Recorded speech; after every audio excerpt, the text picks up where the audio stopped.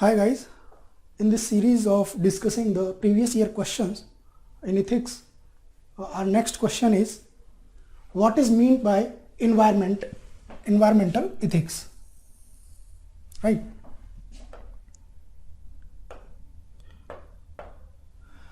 Why is it important to study? So it's important. What is its importance? Discuss any one environmental issue from the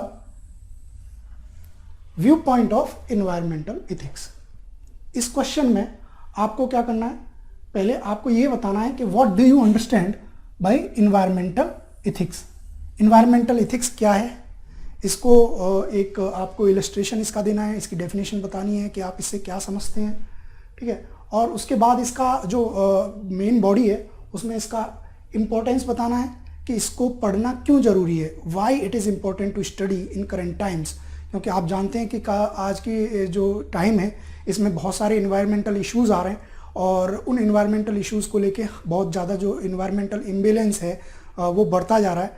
तो वहाँ से कहीं ना कहीं आपको इथिकल पॉइंट्स उठाने हैं कि इसको पढ़ना आज की डेट में क्यों ज़रूरी है, and discuss any one environmental issue. और किसी भी एक इन्वायरमेंटल इशूज़ को, जैसे बहुत सारे इन्वायरमेंटल इशूज़ हैं, डिफॉरेस्टेशन हो सकता है, पॉल्यूशन हो सकता है, सॉइल इरोजन हो सकता है, एक्सटिंक्शन ऑफ स्पीसीज हो सकता है। तो इसमें से कोई सा भी आपको एक इशू उठाना है और उसकी जो इथिकल डायमेंशन है उसमें इन्वायरमेंटल इथिक्स के पॉइंट ऑफ व्यू से जो पॉइंट्स हैं, इंपॉर्टेंट डायमेंशंस हैं, उनको उसमें डिस्कस करना है। तो चलिए आइए डिस्कस करते हैं कि इन्वायरमेंटल इथिक्स क्या होती है।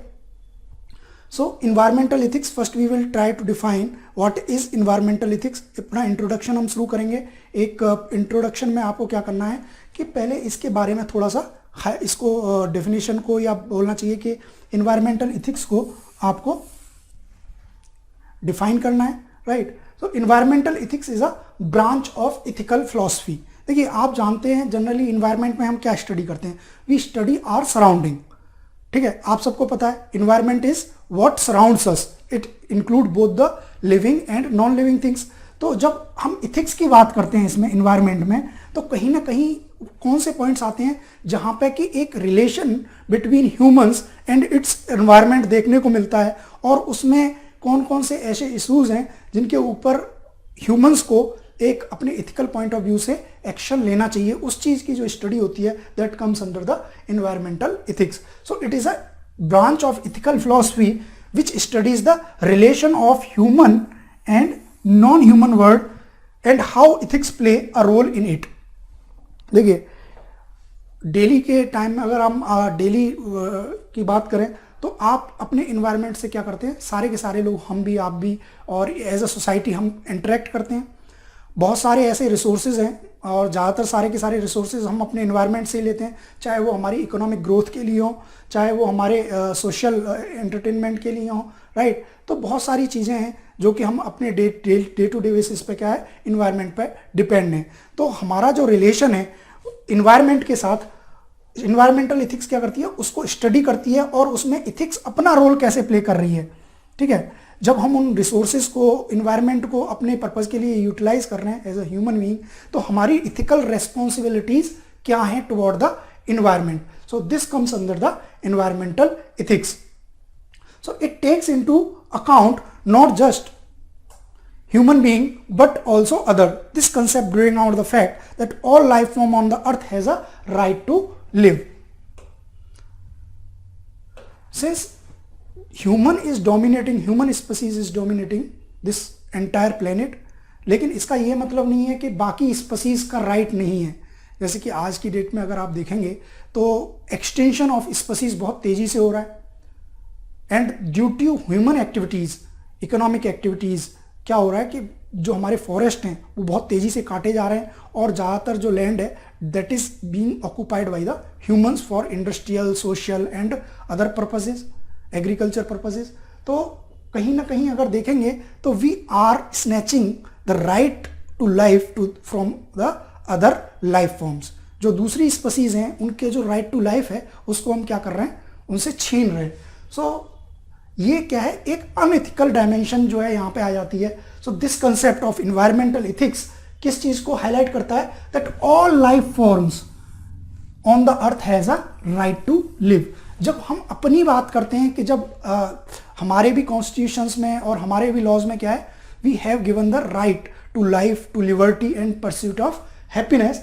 तो कहीं ना कहीं जब हम एंटायर प्लेनेट की बात करते हैं तो सारी की सारी स्पीसीज को भी क्या होना चाहिए, राइट टू लिव होना चाहिए। उनको भी राइट एक अपनी लाइफ को जीने का एक बोलना चाहिए कि अधिकार होना चाहिए कि उनको जो इन्वायरमेंट उनका है उसमें वो इजीली अपने आप को थ्राइव कर सके, अपने आने वाली जो जनरेशन है वो वहां पर थ्राइव हो सके।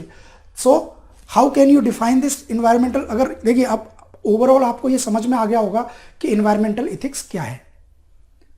It highlight the relation between human and non human dimension of the environment. Non human means it include both the living and non living part, जिसमें कि लिविंग पार्ट्स में आपकी वेरियस स्पीसीज आ जाएंगी और नॉन लिविंग पार्ट में various resources जैसे land resource हो गया, वाटर रिसोर्स हो गए, ठीक है ना, फॉरेस्ट रिसोर्स, ये सारी की सारी चीज़ें इसमें क्या आएंगी, non living part non human parts में आ जाएंगी।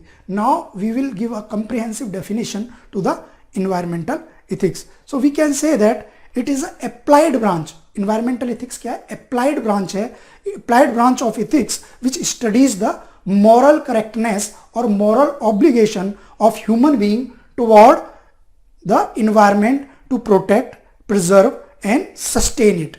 Right? तो क्या definition हो गई यहाँ पे?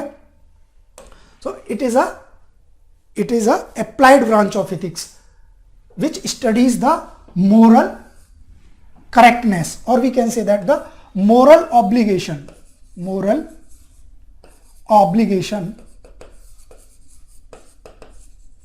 of human being toward the environment. So it is a moral obligation of it studies the moral obligation of the human being toward the environment to protect, preserve and sustain while using it and develop if being damaged can be related to environmental ethics. Right? तो इसको आप ये बोल सकते हैं कि humans के अपने इन्वायरमेंट के लिए जो उसके मॉरल ऑब्लिगेशंस हैं वो क्या क्या हैं, इस चीज़ को इन्वायरमेंटल इथिक्स में स्टडी किया जाता है जिससे कि जो उसका इन्वायरमेंट है, ह्यूमंस का जो सराउंडिंग है, इन्वायरमेंट है, उसको प्रोटेक्ट किया जा सके, प्रिजर्व किया जा सके, सस्टेन किया जा सके जब हम उसको अपने लिए यूटिलाइज कर रहे हैं, ठीक है ना। क्योंकि सारे के सारे रिसोर्सेज और सारी की सारी जो चाहिए हमें इकोनॉमिक ग्रोथ है वो कहीं ना कहीं कहाँ से आ रही है, हमारे इन्वायरमेंट से आ रही है। राइट? तो इसको प्रिजर्व करने की, इसको प्रोटेक्ट करने की, इसको सस्टेन करने की जिम्मेदारी भी किसकी बनती है, हमारी बनती है। Right? In include both living and non living creatures. So that I told you कि इसमें कौन कौन सी चीज़ें आ जाती हैं। It include both the living and non living creature. It includes having respect for the lives that are non-humans and empathizing with them and nurturing them to live along with the humans. तो कहीं ना कहीं अगर आप देखेंगे तो जो non human life है उसका भी एक राइट है इस प्लेनेट पे सर्वाइव करने का, इस प्लेनेट पे थ्राइव करने का, तो वो हम उनसे नहीं छीन सकते। और इसके लिए क्योंकि आज की डेट में ह्यूमंस जो हैं they are the dominating species, so it's their responsibility और their moral obligation where they need to be responsible for ensuring the safety and sustenance of the other species. Right? इसको जब आपने इतना बता दिया, आपने इसको क्लियरली डिफाइन कर दिया, आपने इसको समझा दिया कि इन्वायरमेंटल इथिक्स क्या है, तो आप यहाँ पे उसके 2-3 फीचर्स चाहें तो बता सकते हैं। लेकिन देखिए क्योंकि टाइम बहुत लिमिटेड होता है, सो इसमें 2-3 पार्ट दिए गए हैं। You can skip those parts. Answer में केवल इसलिए दिया गया है ताकि आपको उसका डिटेल एक समझ में आ जाए, एक कंप्रिहेंसिव अंडरस्टैंडिंग आपकी बन जाए। लेकिन जब आप आंसर लिख रहे हैं तो आप इसमें ये इन पार्ट्स को क्या कर सकते हैं, स्किप कर सकते हैं, जिसमें कि जो अप्रोचेज हैं आप इसको स्किप कर सकते हैं जब आप आंसर लिख रहे हैं, क्योंकि एज सच आपको यहाँ पे बताना नहीं है कि क्या क्या अप्रोचेज होती हैं। You have to directly come to why it is important, मतलब जो क्वेश्चन का सेकंड पार्ट है उस पर डायरेक्टली आना है कि why it is important to study the environmental ethics. ठीक है, इस पर डायरेक्टली आना है। तो हम क्या करेंगे, पहले थोड़ा सा मैं आपको आइडिया दे देता हूँ कि इसके बारे में फीचर्स क्या क्या हैं इन्वायरमेंटल इथिक्स के। That environmental ethics believes that human are a part of society as well as other living creature which include. तो इसमें बस वही चीज़ें थोड़ा सा अलग अलग उसमें बताई गई हैं, थोड़ा सा उसको क्लियर करके डिफाइन किया गया है। तो इट्स क्या, it's a teleological as it is aiming for the welfare of human along with other species through different means. So यहाँ पे important क्या है, teleological approach क्या होती है, जहाँ पे end पे focus किया जाता है, result पे focus किया जाता है, and end result is welfare of all the species along with the human being. So it is a teleological approach. It is interdisciplinary because it involve all the other branches also. Studies जैसे politics है, वहाँ से क्या है, rules, regulations, laws are defined from there. Then environment, science, technology is utilized for the purpose of serving or sustaining or the protecting the other species and the resources. तो इस part को ये केवल आपकी अंडरस्टैंडिंग बनाने के लिए, you can skip while writing your answer. और इसमें 3 अप्रोच बताई गई हैं कि एंथ्रोपोसेंट्रिक अप्रोच है इन्वायरमेंटल एथिक्स को पढ़ने की, then there is biocentric approach, and finally there is ecocentric approach. तो एंथ्रोपोसेंट्रिक अप्रोच सीधी सी बात है, जहाँ पे एंथ्रोपोसेंट्रिक कहा जा रहा है तो कहीं ना कहीं क्या है, ह्यूमंस के बारे में हम ज़्यादा कंसर्न है. So human being have been used nature for their own benefit. It's a human centred thought. तो कहीं ना कहीं इसमें जब ह्यूमन को एक डोमिनेटिंग एस्पेक्ट माना गया है तो it comes under the anthropocentric approach. And biocentric में क्या है, जब जहाँ पे ह्यूमंस की is the responsibility toward sustaining the environment for their future generation. ऐसा नहीं है कि केवल करंट जनरेशन यहाँ पे सर्वाइव करेगी, आने वाली जनरेशन्स के लिए भी क्या है कि वो रिसोर्सेज, वो इन्वायरमेंट अवेलेबल होना चाहिए जिससे कि वो इजीली सर्वाइव कर सकें.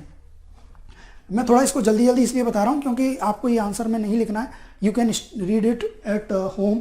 और जब आप आंसर लिखने की प्रैक्टिस करेंगे तो आपको ये वाला पार्ट स्किप करना है. Then there is ecocentric approach, जहाँ पे कि दोनों को ही मतलब ह्यूमंस एंड नॉन ह्यूमंस को इक्वली वेटेज देना है, जिससे कि बोलना चाहिए कि उनके सर्वाइवल के लिए जो भी मॉरल रेस्पॉन्सिबिलिटी होती है ह्यूमंस की, it takes account these aspect in the ecocentric approach. Now जो सेकेंड पार्ट है हम उस पर आते हैं, why it is important to study the environmental ethics.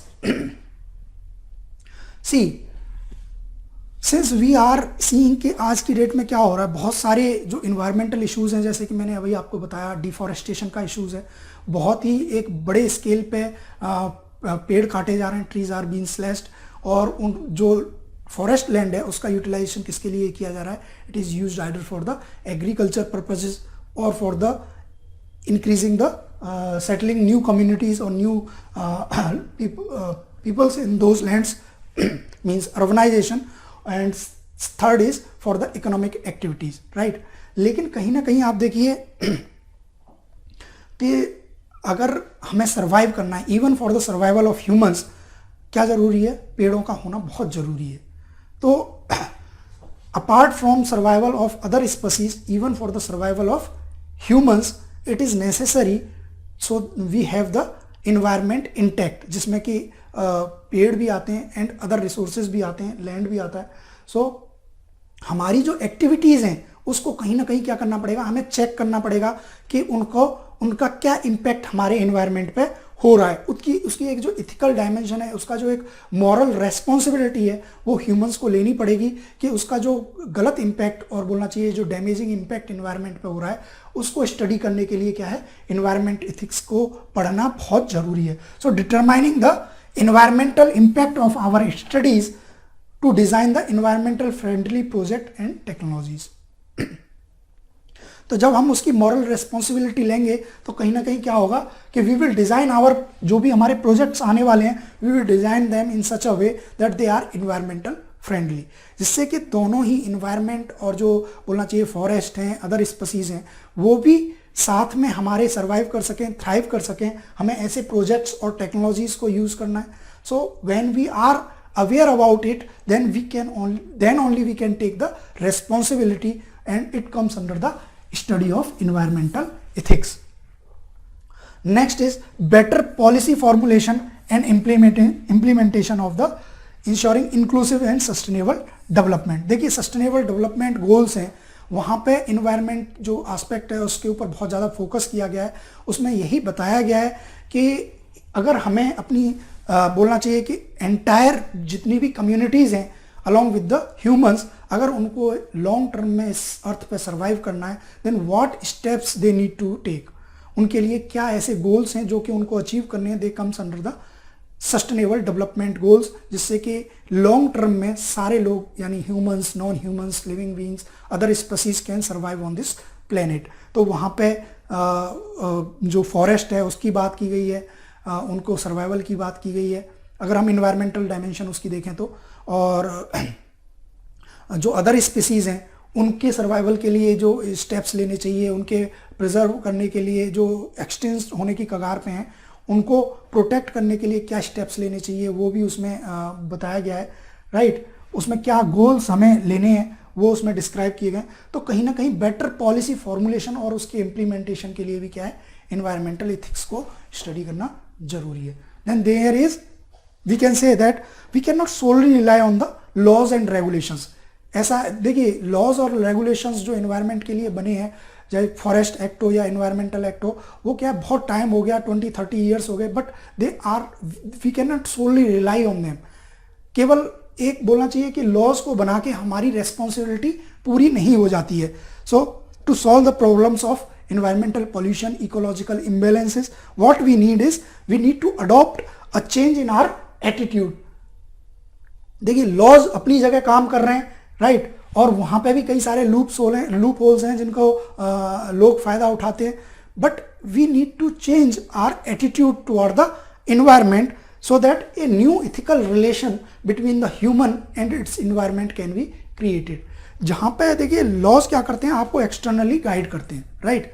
वहां पे एक्सटर्नल पेनल्टीज होती हैं, अगर आपको कोई चेक कर रहा है और बोलना चाहिए कि पेनल्टी लगा रहा है, that comes under the laws, right. But हमें अपने अंदर से बोलना चाहिए, अपने एटीट्यूड में चेंज लेके आना है, and it can comes only when we are aware about the environmental ethics regarding the responsibility, or responsibility toward the environment.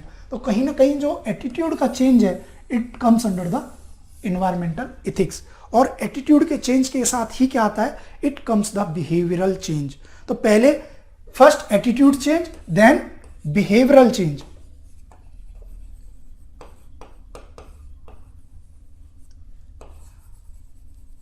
So to motivate people, मतलब लोगों को मोटिवेट करने के लिए toward their responsibility toward the environment, it is needed that कि attitude change के साथ साथ क्या हो, वहाँ पे बिहेवियरल चेंज भी देखने को मिले।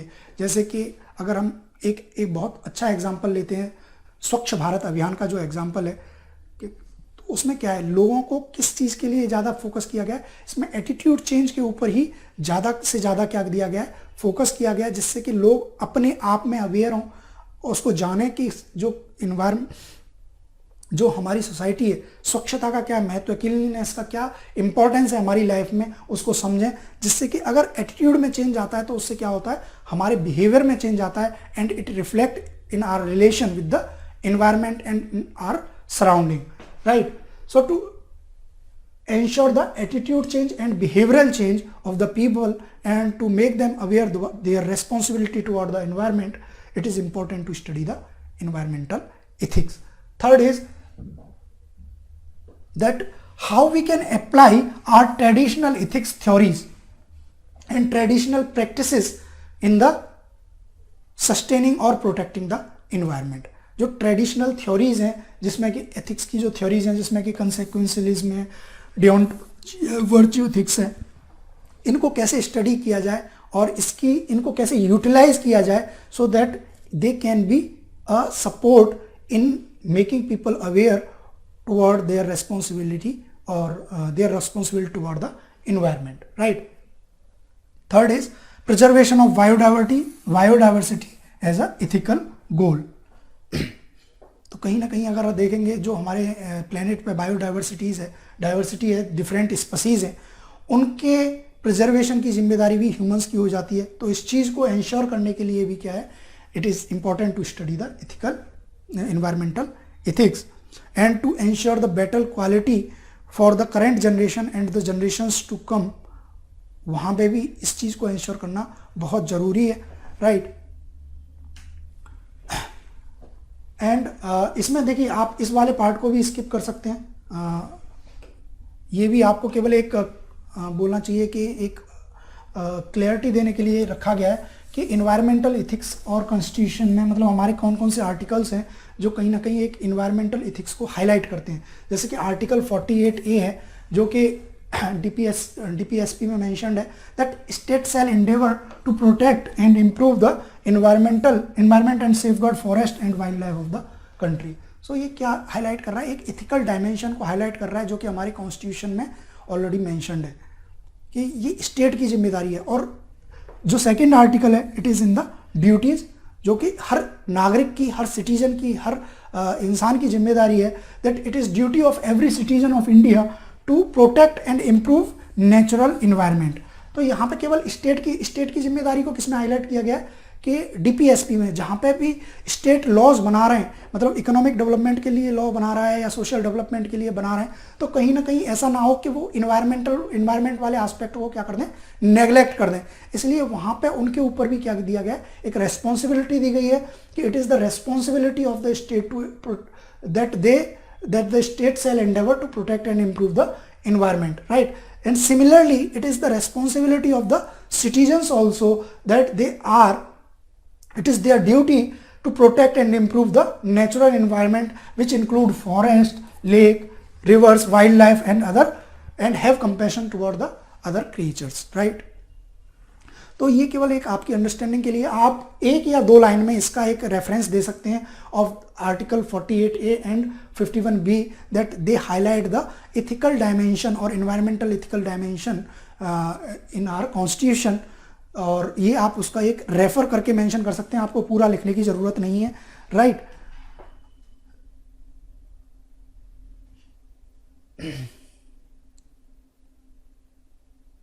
सो इसमें जो सेकंड पार्ट है वो भी आपको एड्रेस हो जाता है यहाँ से कि why it is important to study the environmental ethics, right? और इसमें कुछ पॉइंट बाद में भी दिए गए, आप इन दोनों पॉइंट्स को क्लब कर लीजिएगा। So it help us define the men's moral and ethical observation toward the environment. And second is the environment ethics. You can ensure that you are doing your part to keep the environment safe and protected. So to make every citizen aware about their responsibility, it comes under the study of environmental ethics. तो यहाँ से जो point दिए गए हैं, जो मैंने ज़्यादातर पॉइंट्स इसमें क्या कर दिए हैं, मैंने डिस्कस कर दिए हैं. You can discuss these questions points in your answers. Now the third part is कि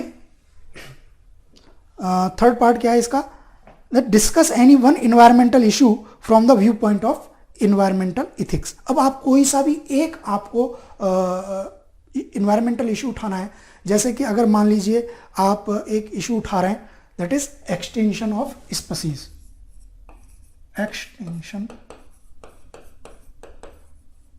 ऑफ स्पीसीज. तो यहाँ पे आपको इसके क्या करने हैं, इन्वायरमेंटल इथिक्स के पॉइंट ऑफ व्यू से क्या करना है, आपको इसके डायमेंशंस को हाईलाइट करना है. That they have the right to live, it also comes under the environmental ethics. क्योंकि केवल ऐसा नहीं है कि ह्यूमंस का राइट है, तो कहीं ना कहीं एक लार्ज मास स्केल पे क्या हो रहा है, because of the human activities, जैसे कि डिफॉरेस्टेशन हो रहा है, ग्लोबल वार्मिंग हो रही है, उसकी वजह से कहीं ना कहीं क्या इन्वायरमेंट में बहुत ज़्यादा चेंज देखने को मिल रहा है. और उसकी वजह से बहुत सारी स्पीसीज क्या हैं, they are going extinct, right. और हमारी जो एक इकोलॉजिक बैलेंस जो बना हुआ था अभी तक, उसमें कहीं ना कहीं एक इम्बैलेंस क्रिएट हो रहा है. और इसी चीज़ को आपको हाईलाइट करना है. आप ये वाला इशू उठा सकते हैं, या पॉल्यूशन का इशू उठा सकते हैं, जो आज की डेट में एयर पॉल्यूशन है, लैंड पॉल्यूशन है, और नॉइज़ पॉल्यूशन है, वाटर पॉल्यूशन है. इन सारे के सारे इश्यूज़ को आप यहाँ पे हाईलाइट कर सकते हैं. कोई भी एक इशू उठाएंगे और उसकी जो डायमेंशन है कि ह्यूमन एक्टिविटीज़ उसको किस तरह से इम्पेक्ट कर रही हैं, राइट. जैसे कि इकोनॉमिक एक्टिविटीज़, जैसे कि अगर कहें कि हम जो हमारी इंडस्ट्रीज़ हैं उनसे डायरेक्ट जो डिस्चार्ज है, वेस्ट का डिस्चार्ज है, वो डायरेक्ट हमारी रिवर्स में और ओशियंस में किया जा रहा है, जिसकी वजह से जो मैराइन लाइफ है, रिवराइन लाइफ है, वो बहुत ज़्यादा इम्पैक्ट हो रही है. We are polluting our land resource also. वहाँ पे कहीं ना कहीं soil erosion, soil degradation, quality of soil is degrading because of the human activities. और उसको हम बहुत ज़्यादा अपनी बोलना चाहिए एक सेल्फ सेंटर्ड जो हमारा एक एटीट्यूड है, उसकी वजह से हमारा इन्वायरमेंट क्या कर रहा है, बहुत ज़्यादा सफ़र कर रहा है. So you need to highlight those dimension in a particular issue, चाहे वो पॉल्यूशन का इशू हो, चाहे वो एक्सटेंशन ऑफ स्पीसीज का इशू हो, चाहे वो डिफॉरेस्टेशन का इशू है, या फिर वो सॉइल इरोजन या सॉइल डिग्रेडेशन का इशू है. You need to highlight these dimension in that particular issue. और आप फाइनली इस तरह से आप थर्ड जो पार्ट है उसको आंसर कर सकते हैं. और इसमें कुछ ऐसे ही एग्जाम्पल लास्ट जब आप अपना फाइनल कंक्लूजन देते हैं तो आप क्या करेंगे कि इन्वायरमेंटल इथिक्स के ऊपर what can be your take as a person, as a individual, आपका क्या टेक हो सकता है. अगर आप उसको मेंशन करेंगे तो वो एक आपकी इन्वायरमेंटल अवेयरनेस को हाईलाइट करेगा, उस इथिकल डायमेंशन को हाईलाइट करेगा कि आप इसके बारे में अवेयर हैं. और मैं कहूँगा कि आपको ये जरूर मेंशन करना चाहिए कि आपका एज एन इंडिविजुअल, देखिए स्टेट का, अदर जो सोसाइटीज़ हैं, एनजीओज हैं, सबका अपना अपना टेक है, they are working their responsibilities. But आपका क्या टेक है, it will highlight your ethics toward the environment, your moral obligation, that you can mention that environmental ethics start from the home, or we can say that every individual has responsibility toward the environment, and it starts from our home, and we can adopt certain ways to maintain the balance between the human and environment. And this include like आप इसमें वो जो strategy है of 3R की जो strategy है, that is reducing, reusing and recycling, इसको highlight कर सकते हैं. जहां पे कि आप रिसोर्सेज को जो है उनका जो वेस्टेज हो रहा है उसको रिड्यूस करें. जैसे कि आप अपने घर पे जब एनर्जी को सेव कर सकते हैं, वाटर को सेव कर सकते हैं, यानी उनके यूज़ को क्या कर सकते हैं, रिड्यूस कर सकते हैं. अगर वहाँ पे वेस्टेज है, जैसे बहुत ज़्यादा अगर लाइटिंग हो रही है और कोई भी वहाँ पे नहीं है, तो आप लाइट्स को ऑफ करें. घर से बाहर जाते समय लाइट को और बाकी जो भी इक्विपमेंट है, इलेक्ट्रिकल इक्विपमेंट हैं, उनको ऑफ करें. क्योंकि इलेक्ट्रिसिटी के अपने कार्बन फुटप्रिंट्स हैं. वहाँ पे कहीं ना कहीं इलेक्ट्रिसिटी का जनरेशन हमारे यहाँ पे किससे हो रहा है, मेनली कोल से हो रहा है, और उसका एक कार्बन फुटप्रिंट है जो कि इन्वायरमेंट के ऊपर हो रहा है. एक ग्लोबल वार्मिंग उससे हो रही है. तो कहीं ना कहीं हमारी responsibility, we are reducing the wastage of the resources, then it is ensuring that we are doing our part toward the environment, right.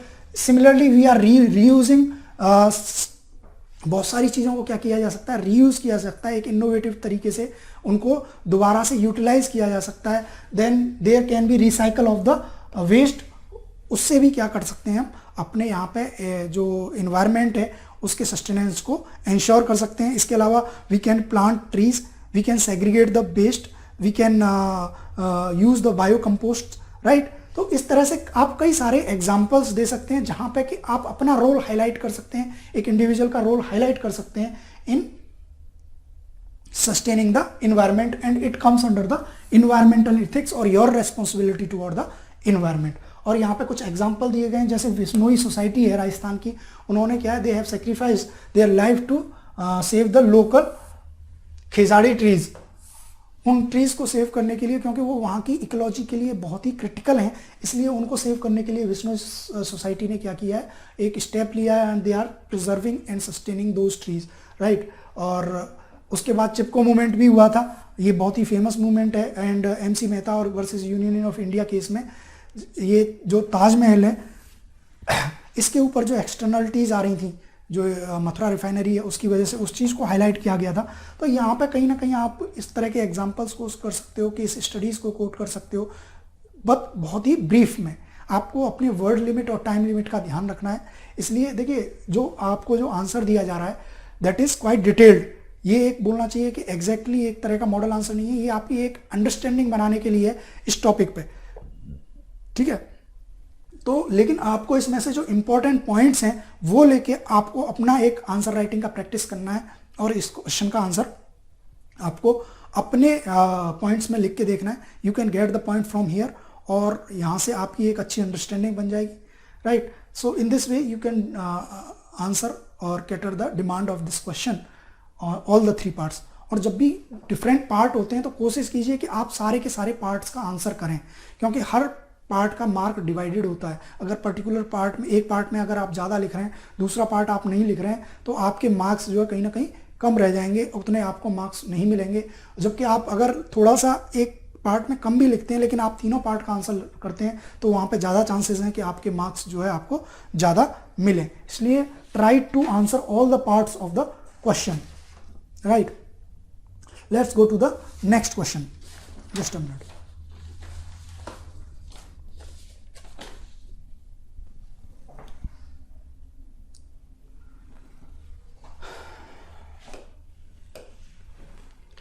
Next question is differentiate between the following.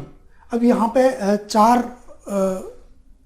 Part दिए गए हैं, इसमें कुछ term दिए गए हैं, laws and ethics हैं, ethical management, management of ethics है, डिस्क्रिमिनेशन, प्रेफरेंशियल ट्रीटमेंट है, और personal ethics and professional ethics है। आपको इसमें क्या पूछा गया है कि इनके बीच में डिफरेंशिएट कीजिए। देखिए ये क्या है, टर्मिनोलॉजी है, जो कि मैंने आपको इनिशियली जब बताया था इंट्रोडक्टरी पार्ट में कि डायरेक्ट क्वेश्चन आते हैं टर्मिनोलॉजी से, आइदर उनको डिफाइन करने के लिए या उनके ऊपर आपकी अंडरस्टैंडिंग क्या है उसको एक्सप्लेन करने के लिए। और यहाँ पे क्या पूछा गया, द डिफरेंशिएट, यानी आपको यहाँ पे क्या करना है कि लॉज और इथिक्स में क्या डिफरेंस है। आप जब इसको अच्छे से समझ पाएंगे तभी आप इनके बीच में क्या करेंगे, डिफरेंस बता पाएंगे, राइट। तो इस डिफरेंस को क्या करना है, आपको हाईलाइट करना है। तो हम एक एक करके आपको कोशिश करेंगे कि आपको ये अच्छे समझ में आए और you can understand the difference between these terms. So let's go them one by one.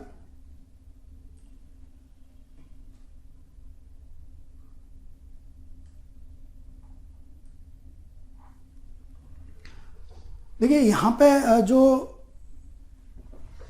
Total 10 marks का आंसर है, ठीक है, और 10 मार्क्स में अगर देखेंगे तो एक में कितना आ रहा है 2.5 मार्क्स, यानी इस पूरे के पूरे इसको अगर इसका डिफरेंस आप हाईलाइट करोगे तो आपको कितने मिलेंगे, मैक्सिमम 2.5 मिलेंगे। तो आपको इस चीज़ का ध्यान रखना है कि आपको यहाँ पे वर्ड्स कितने यूज़ करने हैं। तो कहीं ना कहीं मैक्सिमम आपको ये कितना 50 to 70 वर्ड्स में, यानी 5 to 7 लाइंस में आपको इसको आंसर करना है। तो यहाँ पे आपका आंसर कैसा होना चाहिए, बहुत ही क्रिस्प होना चाहिए और बहुत ही एक बोलना चाहिए कि उस आंसर में क्लैरिटी होनी चाहिए, जिससे कि पढ़ते ही समझ में आ जाए कि हाँ आपको इथिक्स और लॉ का मतलब पता है और उनके बीच का डिफरेंस जो है पता है। यहाँ पे आपके पास लिवरेज नहीं है कि आप जो है 2 या 3 पैरा लिखो उसको समझाने के लिए, क्योंकि मार्क्स के जो क्वेश्चन के मार्क्स हैं उसके हिसाब से आपको क्या करना है, आंसर करना है। लेकिन यहाँ पे थोड़ा सा इसको डिटेल में समझाया गया है for your understanding, right. So laws and ethics, law and ethics are system of rules that enforce through social institutions in order to govern our behaviour. Ethics are standard, तो देखिए यहाँ पे ये थोड़ा सा कॉलम डाल लीजिएगा, ये है। तो यहाँ पे देखेंगे तो लॉज क्या है, laws are the system of rules, these are the systemic rules which enforce through the social institutions in order to govern our behavior. And ethics is these are the standard of right and wrong that prescribe what human ought to do.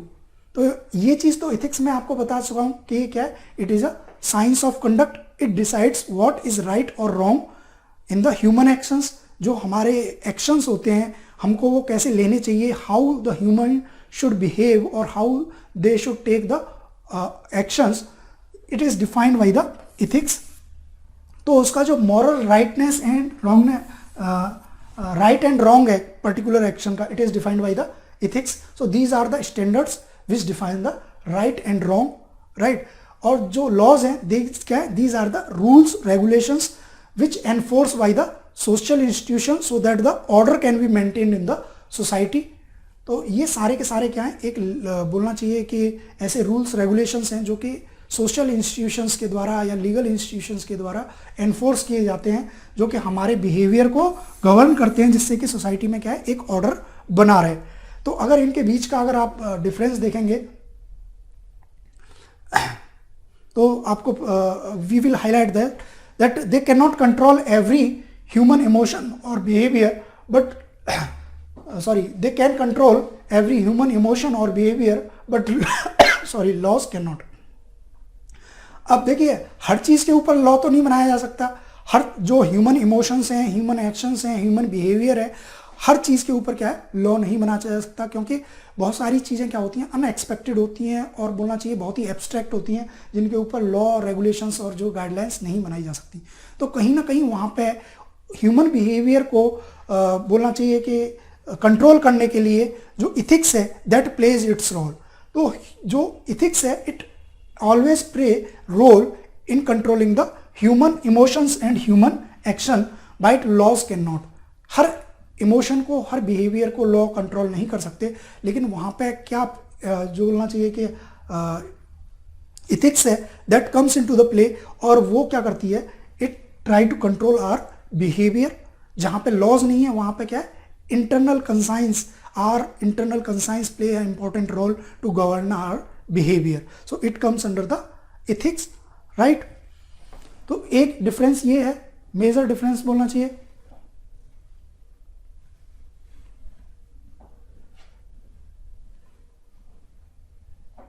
और दूसरा अगर हम देखें तो जो laws हैं, laws क्या है, they are the formal ways to control the human behaviour, और इथिक्स क्या है, ethics is a informal way to control the human behaviour. Secondly, laws are external, ethics is internal guide, laws are the external guide to control the human behaviour, ethics is the internal guide. बहुत ही crisp दो, बहुत छोटे छोटे difference आपको यहाँ पे highlight कर देने हैं, है ना। और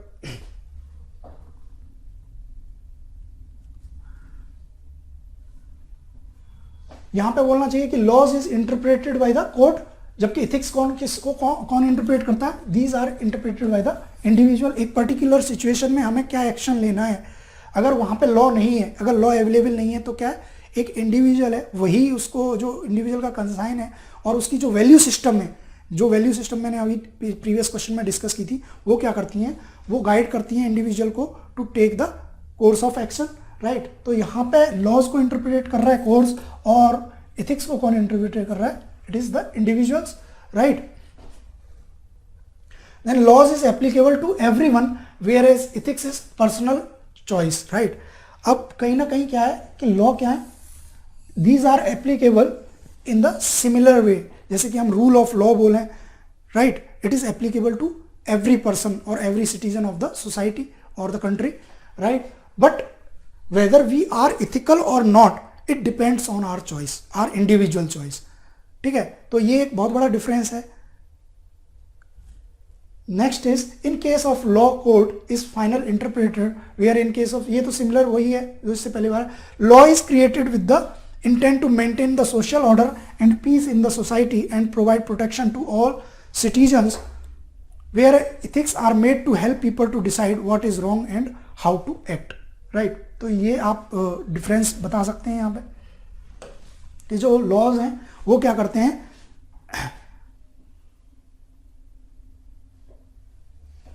दे आर, उनका इंटेंट क्या होता है, to maintain the social order, ये मैंने आपको बता ही दिया, and peace in the society and provide protection to all citizens. जबकि इथिक्स क्या है, it is a internal guide which help us to decide what is wrong and right and how we should act, right. Then law depend on the country and state where is crime is committed, where is ethics is universal. Then law is a set of rules और regulation, where is ethics is a set of guidelines. तो ये मतलब repeated हो रहा है थोड़ा सा, आप इनको जो अपना जो आंसर है, क्योंकि ये तो देखिए थोड़ा सा एक डिटेल एक्सप्लेनेशन दिया गया है, तो कहीं ना कहीं आप इसमें से केवल जो इंपॉर्टेंट पॉइंट है वो उठाने और पॉइंट्स को रिपीट नहीं करना है, राइट। एक पॉइंट आपने एक बार बता दिया कि इथिक्स क्या है, एक्सटर्नल है, और सॉरी लॉज क्या है, एक्सटर्नल है, और इथिक्स क्या है, इंटरनल गाइड है। तो आपको बार बार उस चीज़ को अलग अलग उसमें नहीं बताना, क्योंकि टाइम और जो नंबर ऑफ वर्ड्स हैं वो बहुत लिमिटेड है। आपको छोटे छोटे अलग अलग डिफरेंस जो है वो हाईलाइट करने हैं। Then purpose of law is to create orderly society devoid of evil and injustice. तो ये इसका पर्पज आप हाईलाइट कर सकते हैं, whereas purpose of ethics is to create a morally right people. तो इसका इथिक्स का क्या पर्पज है, लॉज का क्या पर्पज है, राइट। इसको आप हाईलाइट कर सकते हैं कि इथिक्स का जो फाइनल पर्पज है that is to create a moral और ethical society where as every individual has a moral judgement toward their course of action.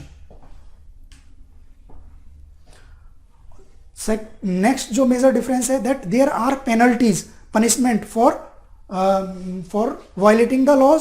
अगर रूल्स और लॉज को आप क्या करते हैं, वायलेट करते हैं, तो वहाँ पे एक्सटर्नल पेनल्टीज होती हैं, जेल टर्म्स होता है, या बोलना चाहिए कि जो मनी पेनल्टी वहाँ पे लगाई जाती है, राइट। लेकिन इथिकल जो वैल्यूज़ हैं, या बोलना चाहिए कि जो हमारे मॉरल्स हैं, उनके वायलेशन के लिए क्या है, there is no penalty, external penalty नहीं होती, लेकिन देयर इज गिल्ट। वहाँ पे क्या होती है, गिल्ट होती है, जो कि हम लोग फील करते हैं जब हम कोई भी एक इमोरल वर्क में इन्वॉल्व होते हैं। अगर आप एक ऐसे इंडिविजुअल हैं जो कि इथिकल हैं और आपको ऐसी सिचुएशन आ जाए जहाँ पे कि आप मॉरली इनकरेक्ट हो, तो आपको क्या होता है, अंदर से गिल्ट फील होती है। Though there is no external penalty but there is always a guilt when you are violating the moral rules or moral principles which you adhere, right?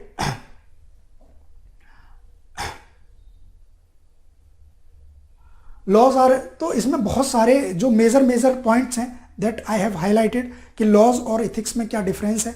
बाकी आप यहाँ से देख सकते हैं, इसमें और भी बहुत सारे पॉइंट्स दिए गए जो आप यहाँ से पढ़ सकते हैं, और मेनली सारे के सारे क्या हैं उनको मैंने कवर कर दिया है।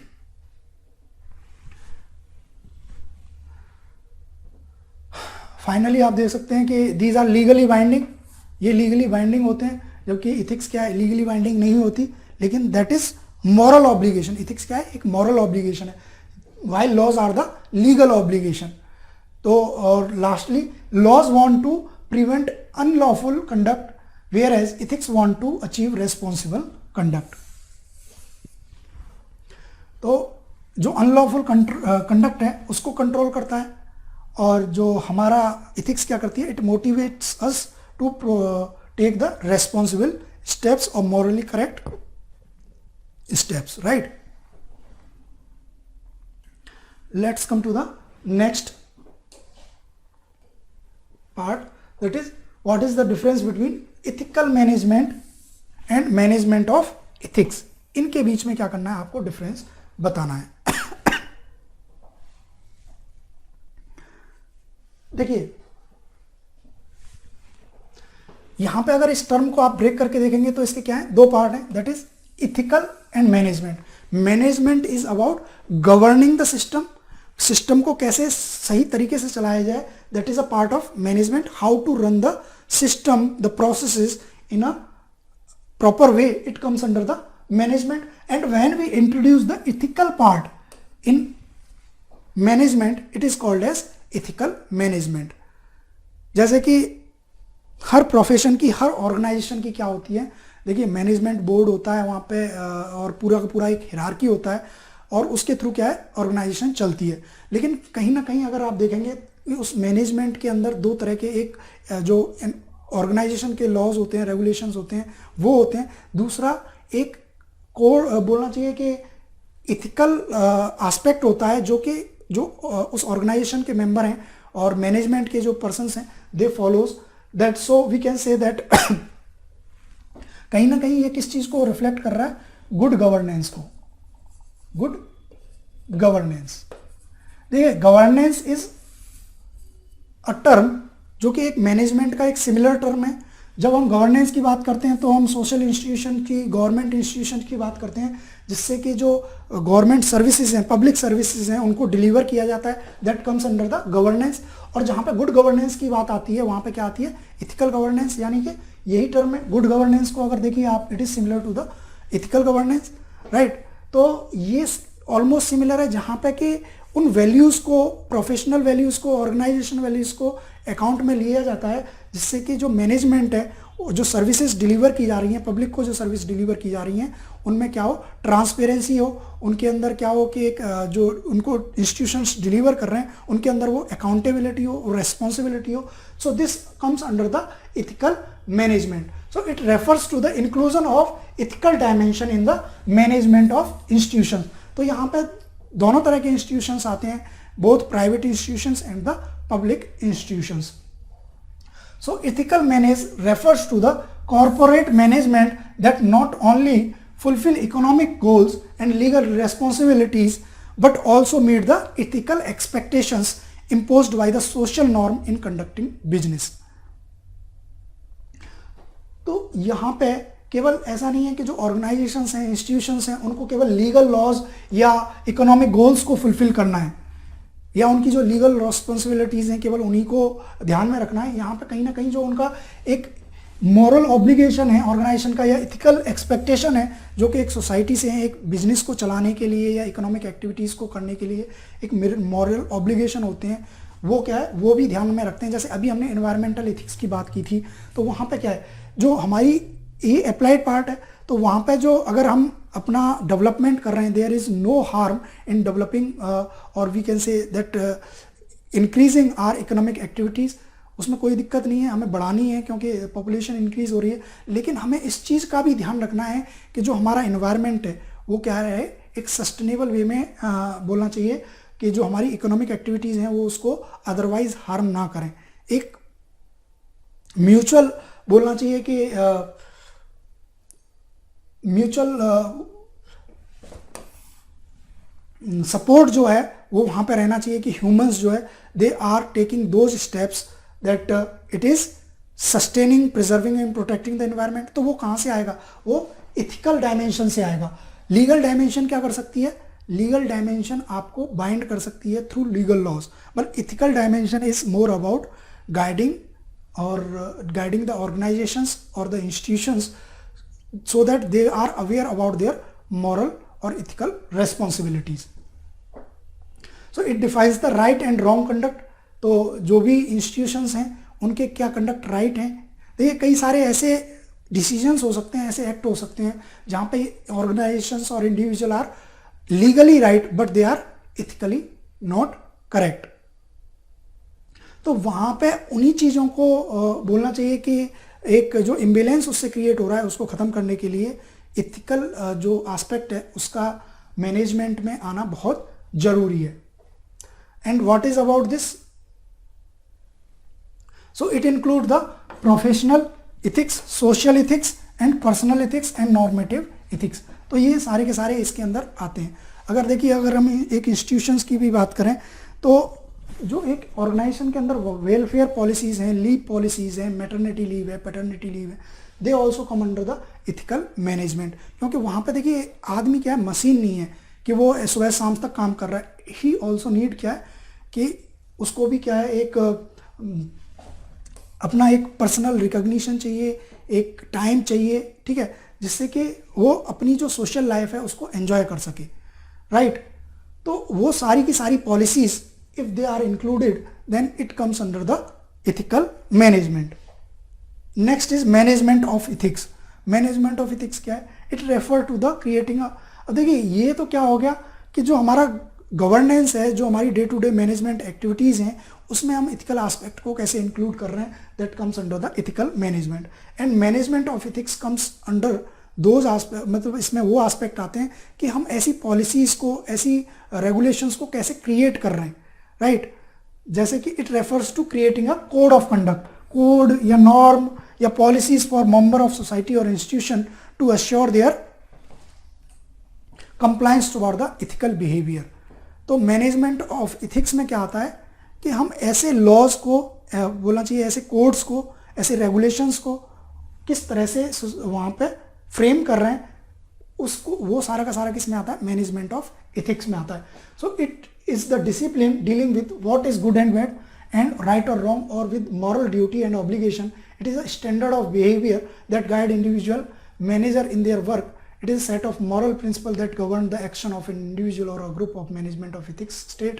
तो सिमिलर ये वही चीज़ है कि कहीं ना कहीं ये किस चीज़ को हाईलाइट कर रही है कि उन सारी की सारी पॉलिसीज़, उन सारी की सारी guidelines, code of conduct, code of ethics, इन सारे प्रिंसिपल्स को ले डाउन करने में किस तरह से वर्क किया जा रहा है, that comes under the management of ethics. So management of ethics state the ethical treatment of stakeholder. It include creating a trustworthy environment, code of conduct and open communication. It protect an individual from the negative consequences. तो इस तरह से आप क्या है यहाँ पे difference को हाईलाइट कर सकते हैं. Next is discrimination and preferential treatment.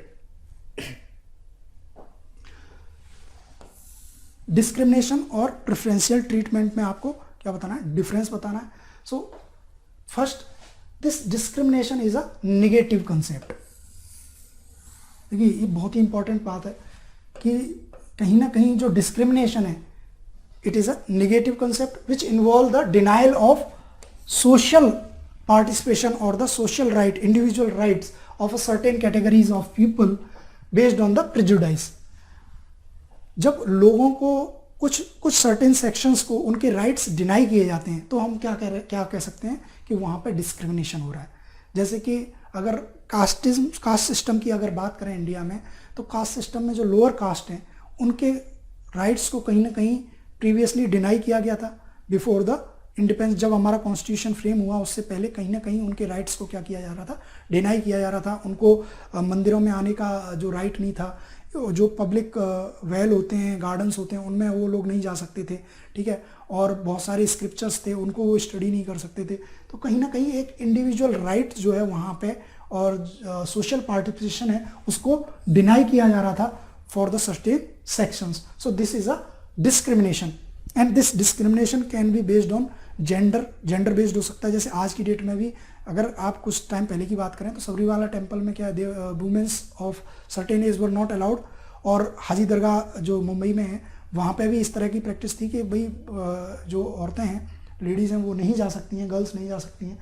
तो we are denying certain rights to the certain section based on gender, based on caste, based on religion और बेस्ड ऑन एथनिसिटी। अगर इन ग्राउंड्स के ऊपर आप सर्टेन सेक्शंस ऑफ पीपल को उनके rights का, सोशल पार्टिसिपेशन को डिनाई कर रहे हैं, तो that is a discrimination, right. It violate the basic human right.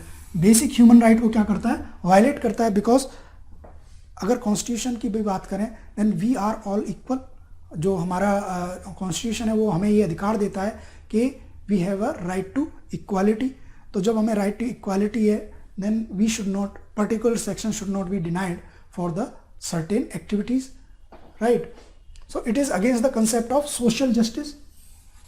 Discrimination is against the social justice. In words को आपको highlight करना है, ठीक है। इन words को आपको क्या करना है, highlight करना है वहाँ पे। जैसे कि negative concept हो गया, और बोलना चाहिए social parts, denial of social participation हो गया, और against social justice हो गया। ये क्या है कि जब एग्जामिनर आपकी कॉपी को चेक करेगा तो उसमें डायरेक्टली उसको दिख जाएगा कि जो की पॉइंट्स हैं वो आपने मेंशन किए हुए हैं, और उससे क्या होगा, आपको मार्क्स जो है ज़्यादा अच्छे से, और बोलना चाहिए कि ज़्यादा मार्क्स मिलेंगे। Our constitution provides it's based on bias, prejudice and nepotism. So इसका आधार क्या है डिस्क्रिमिनेशन का, it is based on the basis, prejudice and nepotism. इन सब के ऊपर बेस्ड है। आज की डेट में भी देखिए अगर पॉलिटिक्स की बात करें तो वहाँ पे क्या है, बहुत ज़्यादा नेपोटिज्म देखने को मिलता है। नेपोटिज्म हिंदी में बोल सकते हैं कि भाई भतीजावाद। सारी की सारी जो पॉलिटिकल फैमिलीज हैं उन्होंने ही सिनेरियो को डोमिनेट कर रखा है।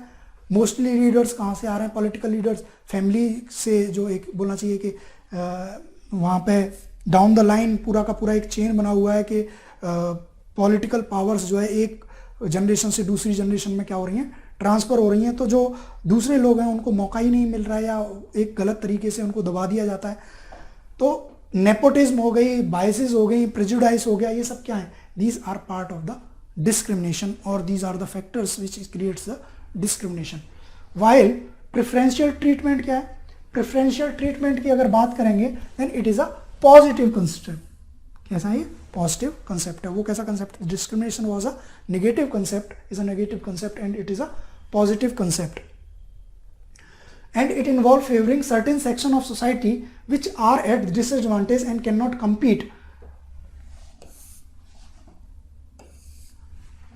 एट इक्वल लेवल, ठीक है। तो प्रेफरेंशियल ट्रीटमेंट दिया कब जाता है, देखिए प्रेफरेंशियल ट्रीटमेंट हमारा कॉन्स्टिट्यूशन भी अलाउ करता है for the certain circumstances and for the certain section because they were at the disadvantageous position throughout the past।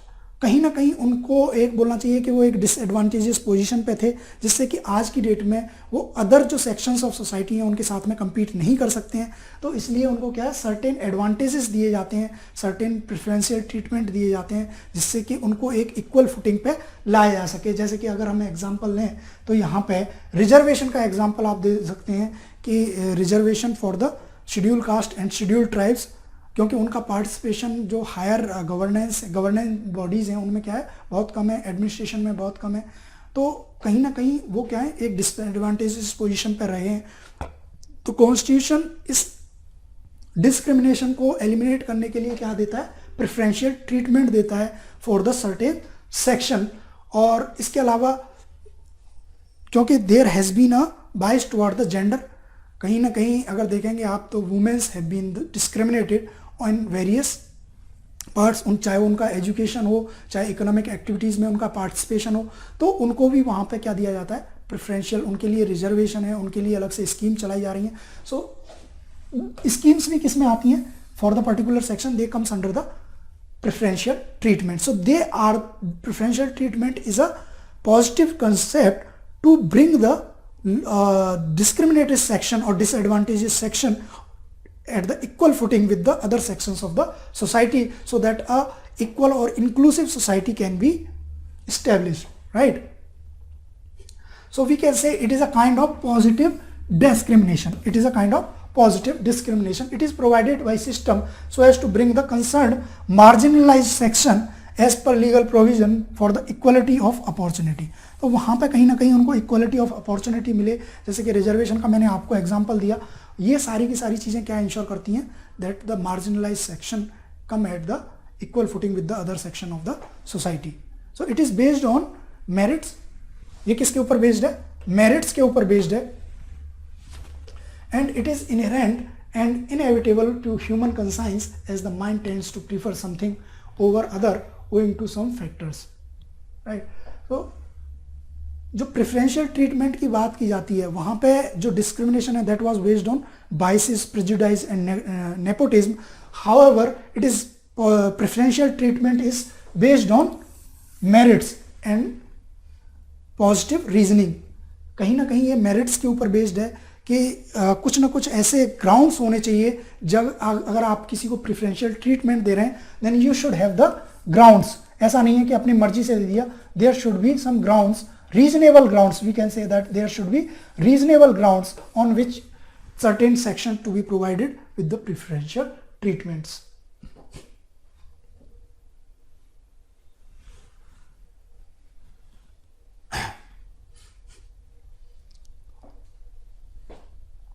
Next is personal ethics.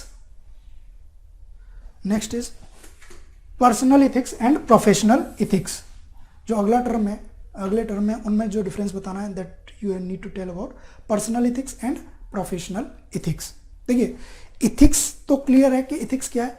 These are the broader guidelines, broader standards which guides our behaviour और which help us to take right action, which decide what is right and wrong, and it help us to conduct in a right or way so that there is harmony or peace in the society, right? That comes under the ethics. तो इसमें personal और professional ethics में क्या अंतर है? You need to, अब simple सी बात है कि जब हम पर्सनल इथिक्स की बात कर रहे हैं then it is related to the individuals, और जब प्रोफेशनल इथिक्स की बात कर रहे हैं then it is related to the certain, और बोलना चाहिए कि जो प्रोफेशन है उसकी क्या वैल्यूज हैं. देखिए पर्सनल इथिक्स, जो इंडिविजुअल इथिक्स है वो किसके ऊपर बेस्ड होगी? जो एक इंडिविजुअल की सर्टेन वैल्यू सेट है उसके ऊपर ही बेस्ड होगी. और प्रोफेशनल इथिक्स जो होगी वो किसके ऊपर बेस्ड होगी? जो एक ऑर्गेनाइजेशन की या एक पर्टिकुलर प्रोफेशन की सर्टेन वैल्यूज होती हैं, सर्टेन स्टैंडर्ड्स होते हैं, वो उसके ऊपर बेस्ड होता है. तो अगर मैं आपको इसको एक बहुत अच्छे एग्जाम्पल से समझाऊं तो देखिए, जैसे कि अगर एक डॉक्टर है और उस डॉक्टर को क्या करना है, एक टेररिस्ट को ट्रीट करना है, मतलब उसका ट्रीटमेंट करना है. वो बहुत एक टेररिस्ट है, वो घायल हो गया है और उसको वहाँ पे लाया गया है हॉस्पिटल में, और वहाँ पे क्या है, डॉक्टर उसके ट्रीटमेंट के लिए आया है. अब यहाँ पे क्या, कई बार प्रोफेशनल और पर्सनल एथिक्स में क्या है, आपको एक कन्फ्लिक्ट देखने को मिलेगा कि as a doctor, as a profession, it is his duty to treat the patient. ठीक है, चाहे वो टेररिस्ट है, चाहे वो एक नॉर्मल सिटीजन है, या फिर वो एक कोई बोलना चाहिए कि बहुत ही रिनाउंड सिटीजन, कोई भी है. तो वहाँ पे उसकी ड्यूटी क्या होती है कि इर्रेस्पेक्टिव ऑफ द पर्सन, उसको पर्सन को नहीं देखना है कि वो किस कैटेगरी में आ रहा है या किस तरह का है, वो उसके लिए क्या है, पेशेंट है. तो इट्स हिज प्रोफेशनल ऑब्लिगेशन, और बोलना चाहिए it comes under the professional ethics that he treat that person to his full means, अपनी पूरी की पूरी उसको बचाने के लिए उसको क्या लगा देना है, अपने सारे एफर्ट्स लगा देने हैं. It's his moral duty, moral बोलना चाहिए कि इस professional duty, sorry, it's his professional duty. लेकिन कई बार ऐसा हो सकता है कि doctor personally do not like to treat such persons, मतलब उनको पर्सनल पर्सनली ऐसा फील हो सकता है कि वो, क्योंकि टेररिस्ट क्या है, he is means these are the bad elements of our society, वो कहीं ना कहीं क्या कर रहे हैं, सोसाइटी में एक डिसऑर्डर क्रिएट कर रहे हैं, एक डिसहार्मनी क्रिएट कर रहे हैं। तो पर्सनल लेवल पे ये उसका एक अपना वैल्यू सेट हो सकता है कि वो उसको ट्रीट करना ना चाहे, तो इट्स इज पर्सनल इथिक्स। तो कहीं ना कहीं क्या आ जाएगा, पर्सनल और प्रोफेशनल इथिक्स में क्या आ जाएगा, एक कन्फ्लिक्ट आ जाएगा, और यहाँ पे उसको ये डिसीजन लेना है कि किस तरह से वो उसको ट्रीट कर रहा है। तो मोस्टली क्या है, प्रोफेशनल इथिक्स में जब आप एज अ इंडिविजुअल मीन्स जब आप अपनी ड्यूटी पे हैं, then it is the professional ethics, जो आपके सारे के सारे एक्शन किससे गाइड होते हैं, it is guided by the professional ethics. And जो पर्सनल इथिक्स है वो कहीं ना कहीं क्या हो जाती है, थोड़ा सा बोलना चाहिए कि प्रोफेशनल इथिक्स पर्सनल इथिक्स को क्या करती है, डोमिनेट कर देती है। So let's understand personal ethics क्या है, कि it refers to the morals values which we hold as standard for governing our life, they help us shaping our character। तो ये सारी की सारी मैं जो पर्सनल इथिक्स है वो आपको पहले भी बता चुका हूँ कि ये एक इंडिविजुअल के कंडक्ट को गाइड करती है, उसकी आइडेंटिटी को, उसके करेक्टर को शेप करती है, they determine the behaviour and attitude, और ये हमारे बिहेवियर और एटीट्यूड को डिटरमाइन करती है कि with the people we know personally. It can also be used to describe as a particular person's own idiosyncratic principles or habits. Sound personal ethics are typical those that positively impact the experience of other when used to govern an individual social or business related behavior, and at least such ethics should not be have a negative impact on the others। जब personal ethics की बात करते हैं तो देखिए, जब भी ethics आएगा then ethical values comes into the play, right. तो जब ये सारी की सारी वैल्यूज़ क्या करती हैं, इंडिविजुअल बिहेवियर को गाइड कर रही हैं, उसकी चॉइसेस को गाइड कर रही हैं, उसकी एक आइडेंटिटी का पार्ट है, लोग उसको किस तरह से परसीव करते हैं, उसको उसका करेक्टर किस तरह से डिफाइन होता है, it is all guided by the personal ethics. वहीं पे जो प्रोफेशनल इथिक्स है, it involves adherence to the code of conduct laid down by at workplace। एक पर्टिकुलर वर्क प्लेस पे जो कोड ऑफ कंडक्ट होता है, it comes under the professional ethics. इसमें कोड ऑफ कंडक्ट आ सकता है, उस पर्टिकुलर ऑर्गेनाइजेशन के रूल और रेगुलेशंस आ सकते हैं, जैसे कि आप उस ऑर्गेनाइजेशन की जो भी टेक्निकल चीज़ें हैं या जो भी इंफॉर्मेशन है, you can not leak it outside, ठीक है, बाहर नहीं दे सकते हैं, दैट इस तरह की चीज़ें हो गई। या आपको एक ऑर्गेनाइजेशन के अंदर किस तरह से बिहेव करना है, लोगों को एक जो रेस्पेक्ट है वो देना है, ठीक है, it all comes under the professional ethics. So these are the protocols of the organisation. Our personal views and concern about any topic are overshadowed by the protocols of the organisation. तो यहाँ पे जो हमारी personal ethics है वो क्या है, it is overshadowed by the protocol of the organisation. It can encompass personal, organization and corporate standard behavior expected of the professionals। देखिए, चाहे वो डॉक्टर्स हों, चाहे वो इंजीनियर्स हों, या फिर वो बोलना चाहिए कि पब्लिक सर्वेंट्स हों, या फिर वो लॉयर्स हों, हर प्रोफेशन के क्या होते हैं, अपने सर्टेन रूल्स होते हैं, सर्टेन बोलना चाहिए कोड ऑफ कंडक्ट होता है, और उन कोड ऑफ कंडक्ट को एडहेयर करना ही it comes under the professional ethics. Personal, लेकिन आज की डेट में जो कन्फ्लिक्ट देखने को मिल रहा है वो इसीलिए मिल रहा है क्योंकि जो हमारी पर्सनल इथिक्स है, या बोलना चाहिए कि कुछ पर्सनल वैल्यूज़ क्या करती हैं, वो प्रोफेशनल वैल्यूज़ के ऊपर क्या है, हावी हो रही हैं।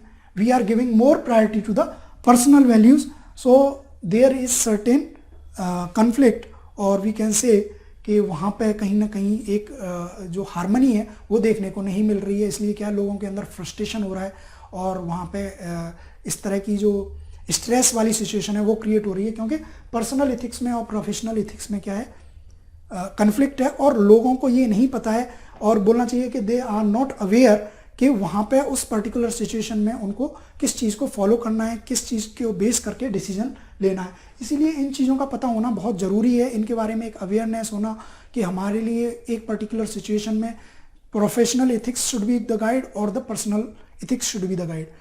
तो ये अगर आपको ये इन चीज़ों का डिफरेंस क्रिएट होगा तो वहाँ पे कन्फ्लिक्ट नहीं आएगा, स्ट्रेस नहीं होगा, और एक जो पर्सनल लेवल पे फ्रस्ट्रेशन होती है वो नहीं होगी, वो क्या हो जाएगा, मिनिमाइज हो जाएगा, राइट।